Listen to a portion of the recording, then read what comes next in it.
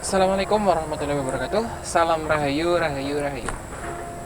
Ada sedikit berbeda kayak Mas di episode kali ini ya Mas. Iya. Setelah sekian episode kita berkunjung ke situs penyebaran agama Islam, kali ini kita akan menguak sejarah kelam di jembatan ini. Mungkin bisa dijelaskan jembatan mana lokasinya Mas? Oke, teman-teman historical, selamat sore. Semoga dimanapun kalian tetap sehat sejahtera ya.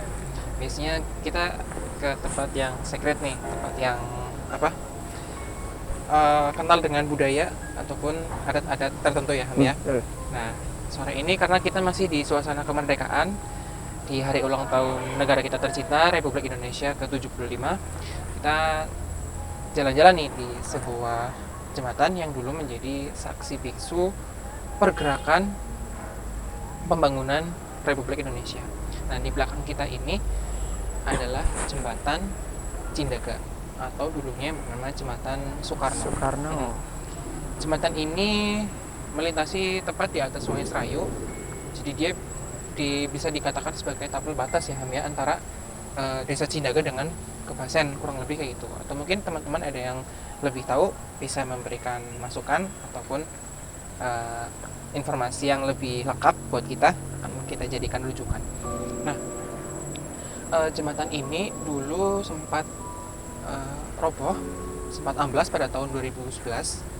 Kemudian jalannya dulu waktu perbaikan sempat ditutup beberapa minggu, hampir sampai beberapa bulan malah untuk perbaikan jembatannya, karena konstruksinya kan dari beton. Kita bisa lihat dari sana. Di sebelah kirinya juga itu batu yang kotak-kotak, itu sisa-sisa material-material yang dulu buat untuk penimbunan fondasi. Nah, dulu ini jembatan ini diberi nama jembatan Soekarno. Ya, rancangannya itu dari Insinyur Soekarno sendiri. Nah, data-datanya yang kita dapat itu masih sedikit. Mungkin teman-teman bisa kasih sharing masukan nanti di kolom komentar ya. Kalau nggak bisa DM di Instagram kita. Cuma beberapa informasi yang kita dapat bahwa dulu jembatan ini sudah dibangun pada saat Perang Dunia Kedua. Kemudian pernah juga dulu dibom pada saat penjajahan Jepang. Awalnya dibangun Belanda pada tahun 1938 dengan pemilik konstruksi rancangannya yaitu Insinyur Soekarno sendiri, presiden kita yang pertama, Bapak Proklamator Indonesia. Kemudian itu dibangun 3 tahun setelah beliau, Insinyur Soekarno itu lulus dari Institut Teknologi Bandung kalau sekarang ya. Kemudian bertahan selama 65 tahun hingga tahun 1993.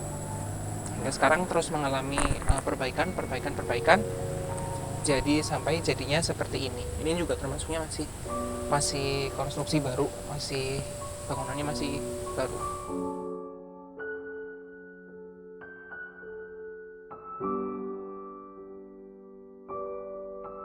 Monggo Mas Prima, barangkali ada pertanyaan. Gimana ya? Kita di jembatan ini jalan-jalan, kemudian mungkin Ilham yang lebih tahu ya karena tentang sejarah bangsa.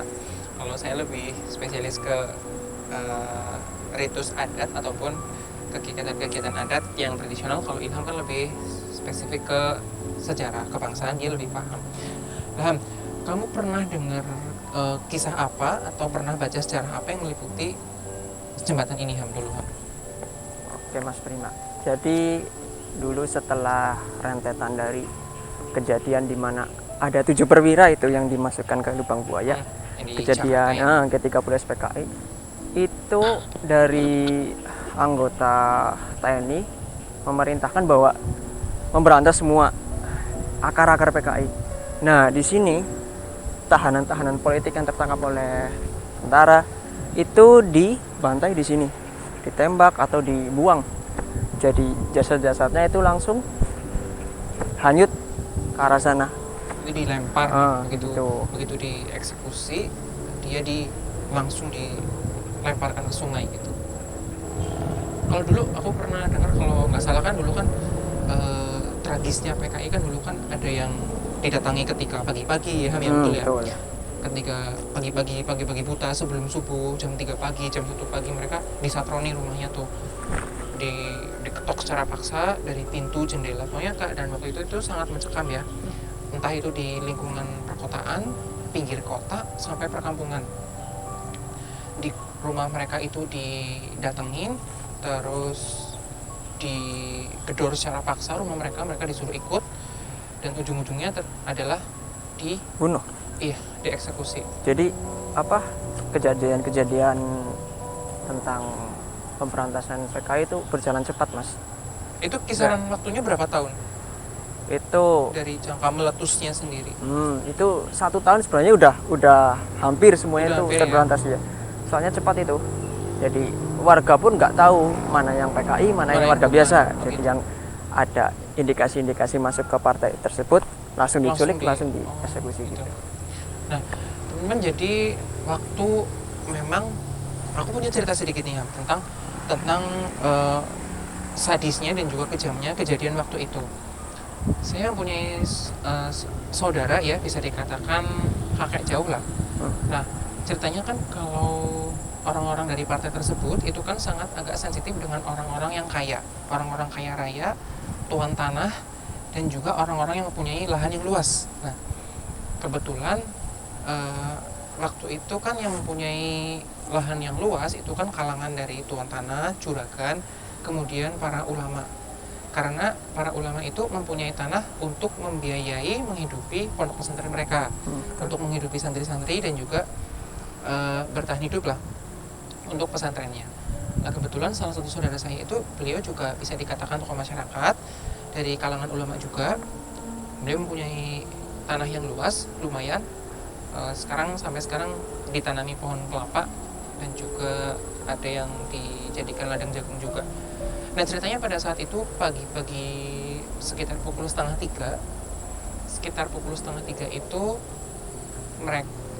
beliau didatangi orang-orang yang memakai jubah hitam ya.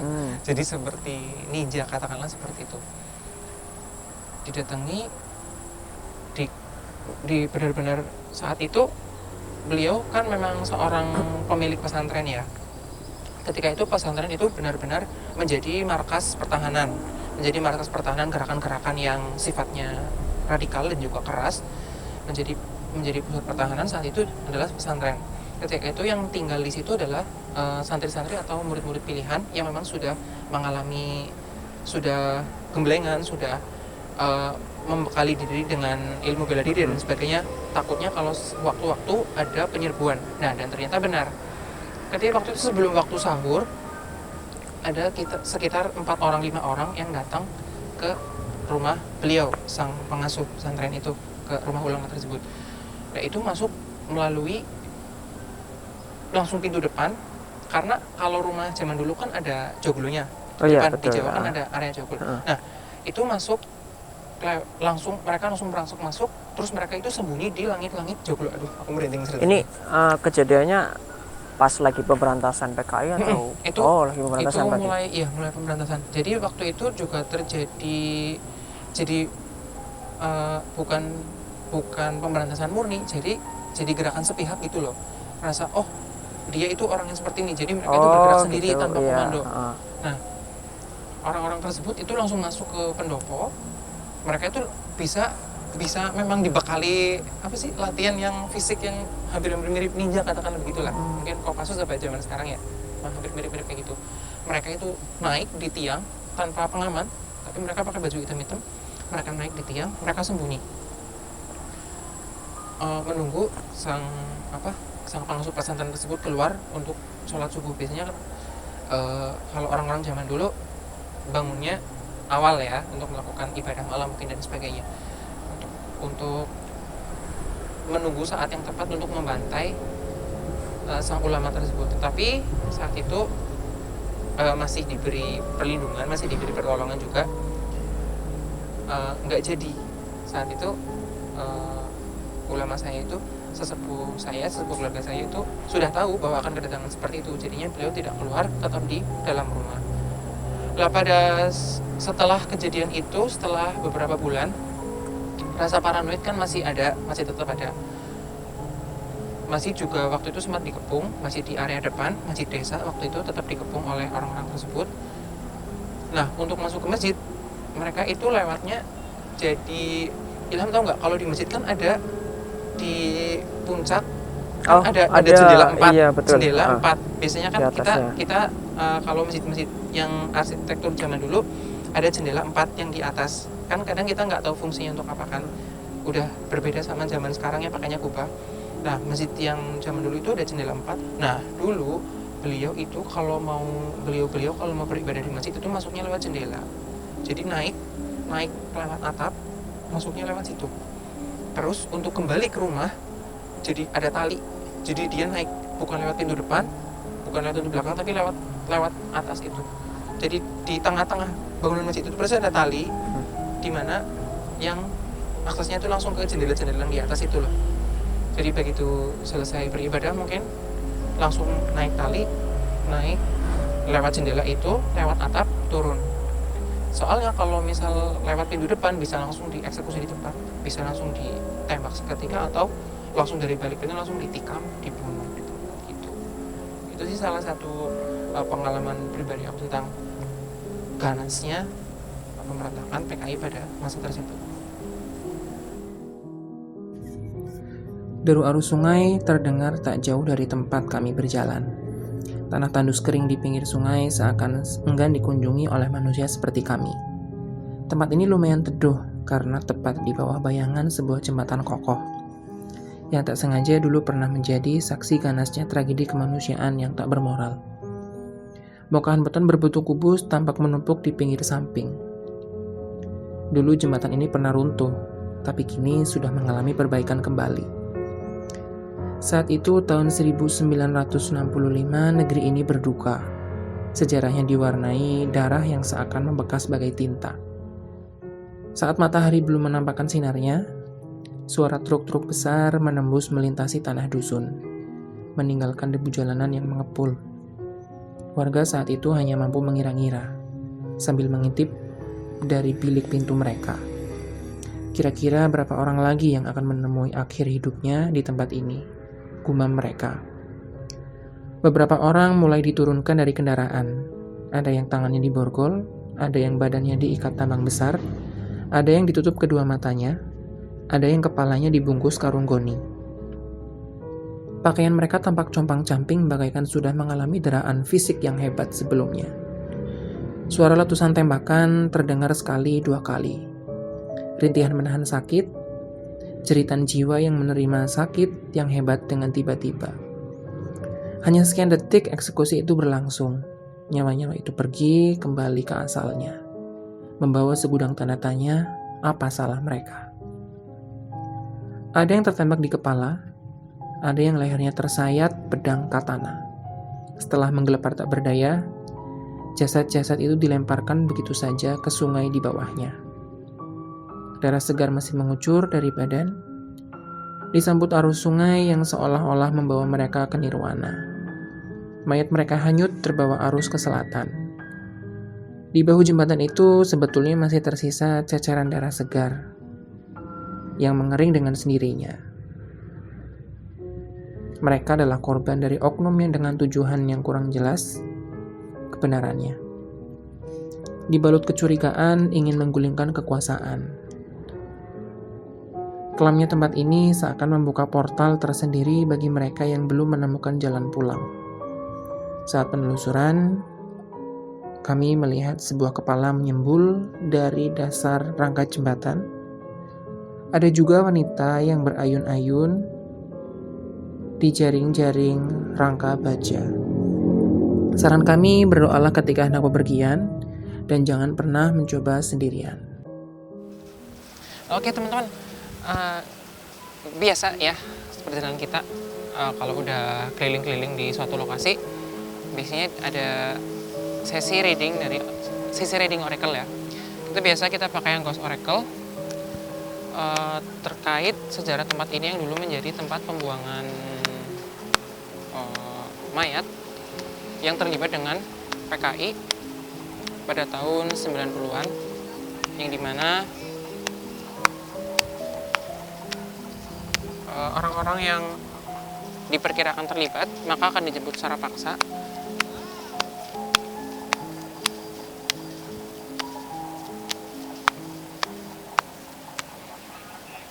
Kita lihat, kita tarik satu kartu ya.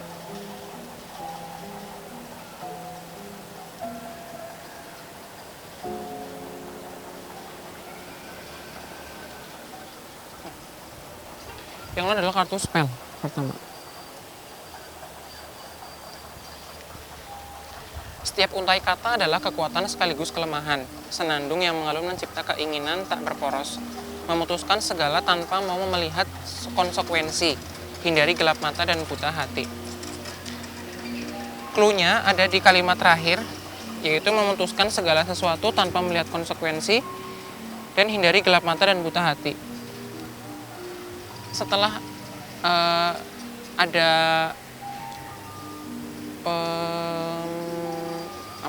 dikatakan pembersihan atau pemberantasan, bukan pemberantasan sih, bahasanya apa sih?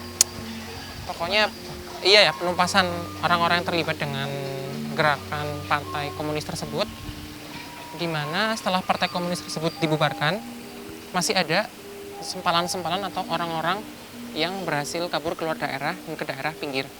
Nah, di sini adalah cluenya adalah memutuskan segala sesuatu tanpa mau melihat konsekuensi. Karena orang-orang sempalan tersebut itu kemudian mereka membuat gerakan baru, membuat organisasi baru yang berafiliasi juga kepada komunisme juga sama, yang afiliasinya sama, yaitu menganut komunisme. Hindari gelap mata dan buta hati. Mereka memiliki semangat untuk menguasai, memimpin, dan juga menyetir pola kehidupan yang ada di lingkungan mereka. Akan mereka atur sesuai kemauan mereka sendiri, entah itu lewat jalur ekonomi, bisnis, ataupun pendidikan pada saat itu ya. Kita lanjut kartu yang kedua ya.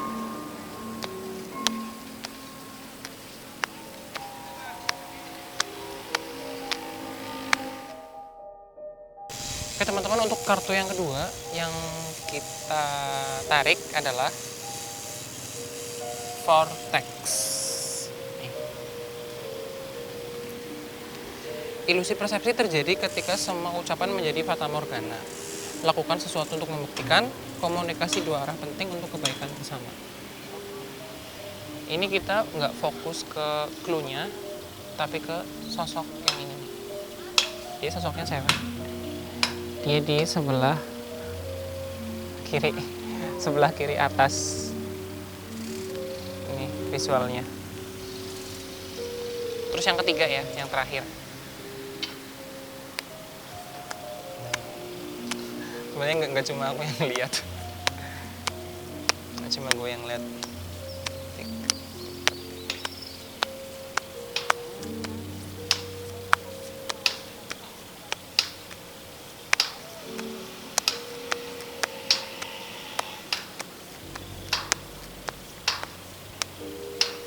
Itulah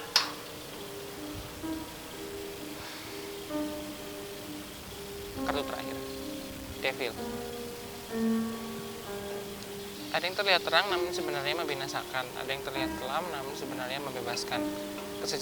Kesejatian diri bermula dari mengenal nirwana dan neraka dalam batin. Apa ya? Sejarah pasti akan dimasuki oleh opini dan juga fakta. Ya. Sejarah akan mengalami perputaran, sejarah akan terus berjalan, dan sejarah akan tetap meninggalkan cerita untuk kita, orang-orang yang hidup setelahnya. Tempat ini menjadi saksi bisu dari kekejaman sekelompok orang-orang yang sangat ambisius dan bisa dikatakan brutal pada saat itu. Sehingga tempat ini masih menyimpan sisi kelam. Makanya aku nggak lupa buat teman-teman, ketika kalian akan bepergian, tetap berdoa dan jangan lengah. Karena berdoa sebelum bepergian itu simple case, hal yang gampang, tapi orang-orang itu banyak yang lupa.